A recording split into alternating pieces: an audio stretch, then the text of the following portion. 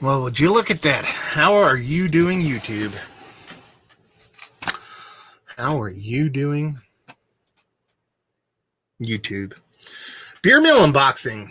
Yeah, we don't do these all that often. You're like, what do you mean, dude? You do like a beer mill unboxing like practically like a couple times a week. This is a brewery unboxing. You know, I try not to do beer mill unboxings, breweries if I can.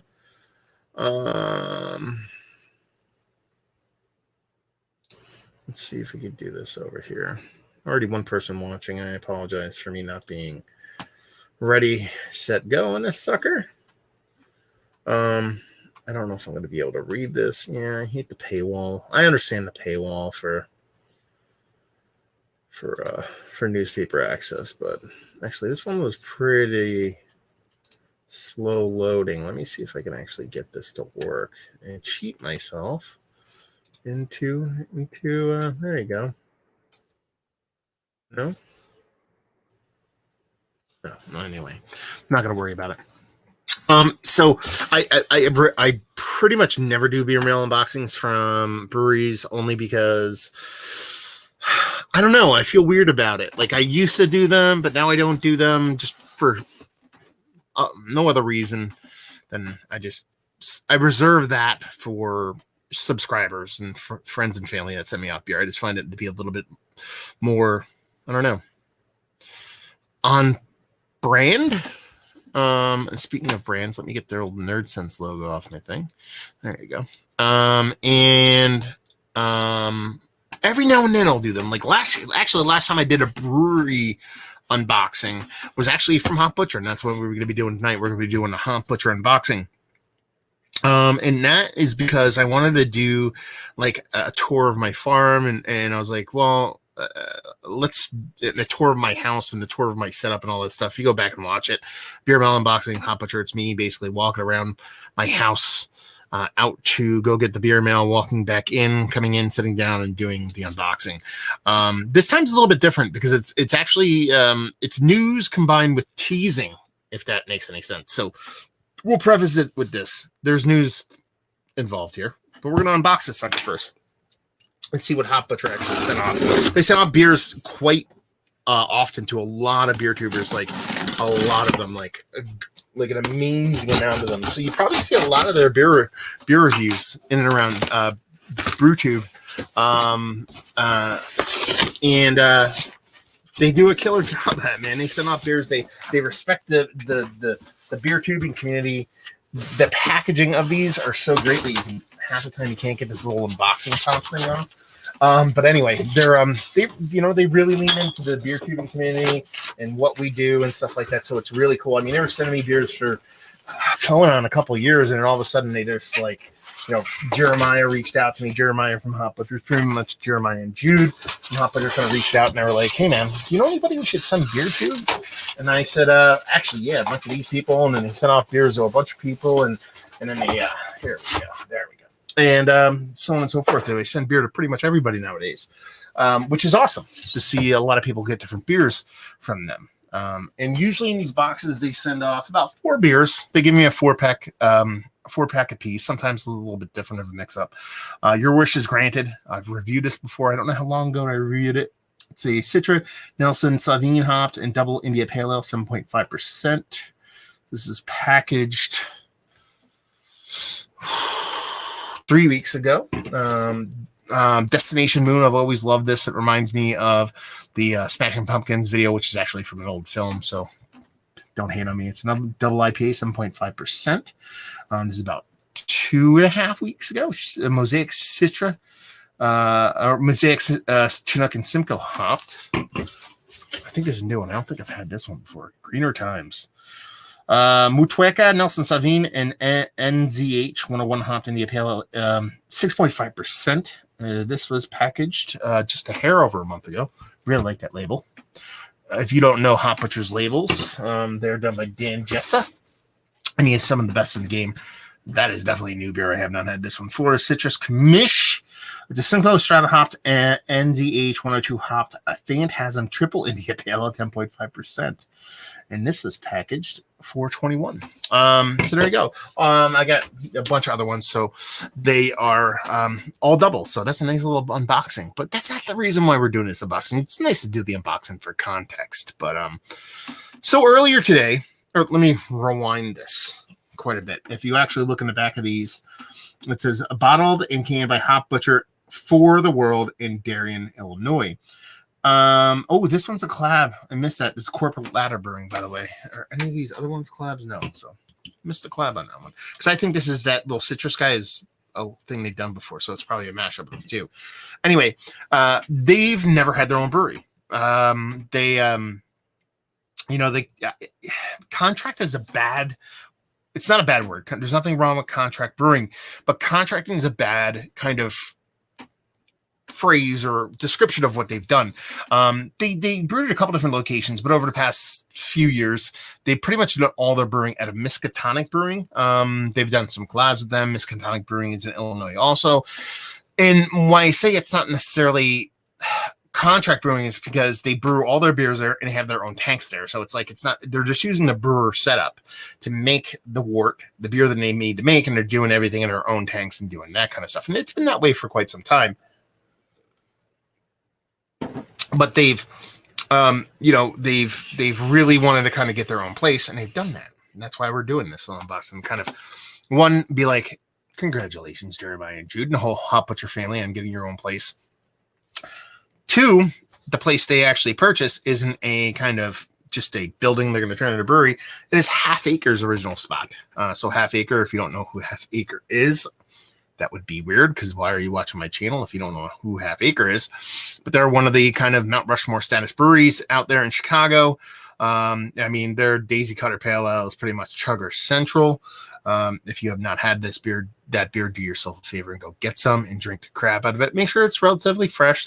It's a beer that's sometimes hard to find fresh out here in Jersey, at least. But they brought their old spot, and I think that's fantastic in Chicago proper.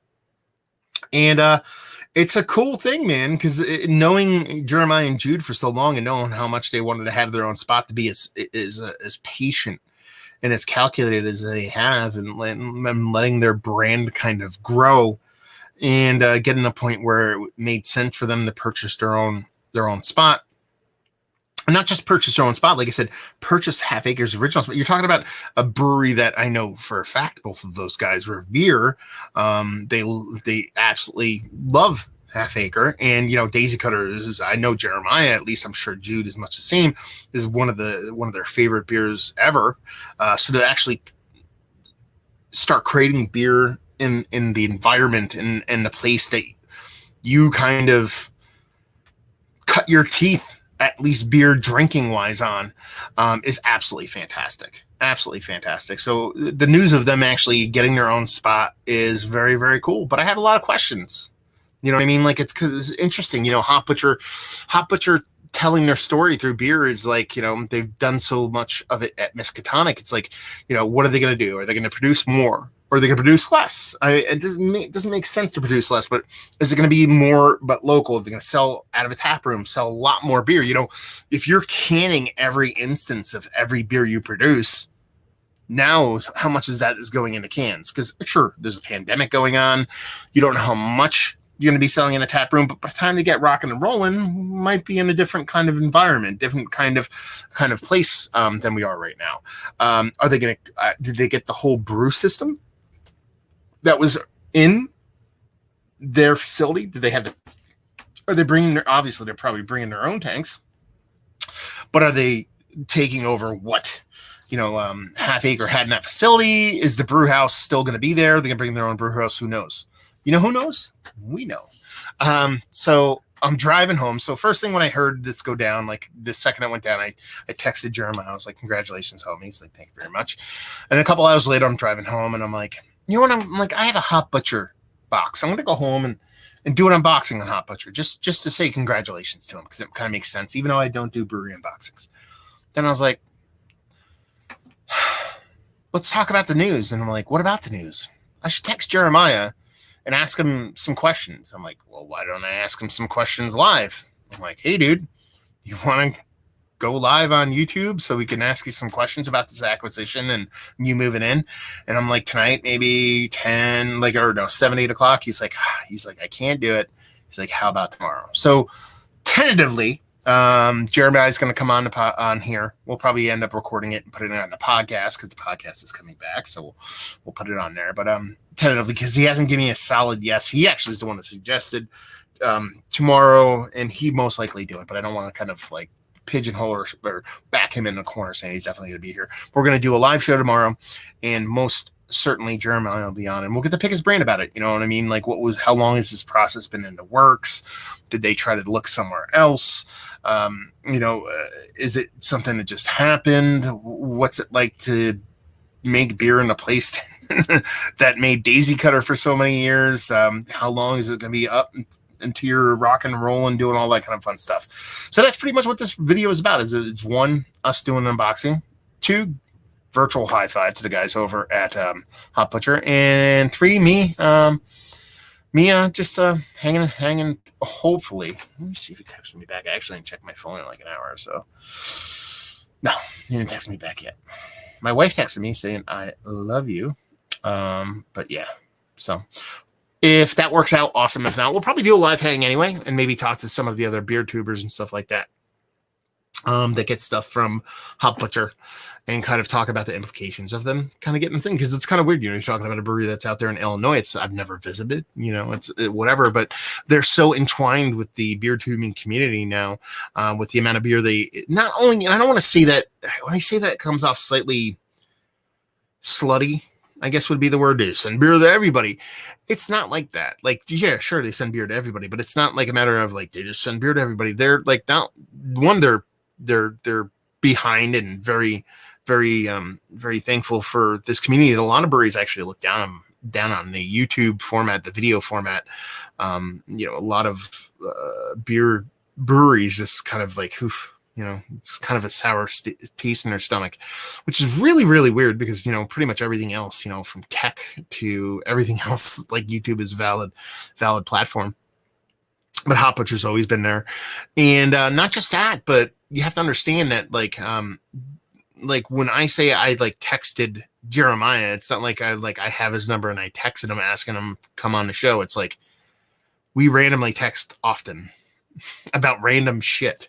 So and I know that's the fact, not just for me, but for other people. So you're talking about a brewery that not only just sends beer, but also like gives a shit and connects on a personal level, not just trying to sweet talk or fairy dust themselves into some good publicity, because me, I've talked ill of Hop Butcher's beers, and I've talked very glowingly of them because I talk about what I like and what I don't like, and that's kind of how I roll.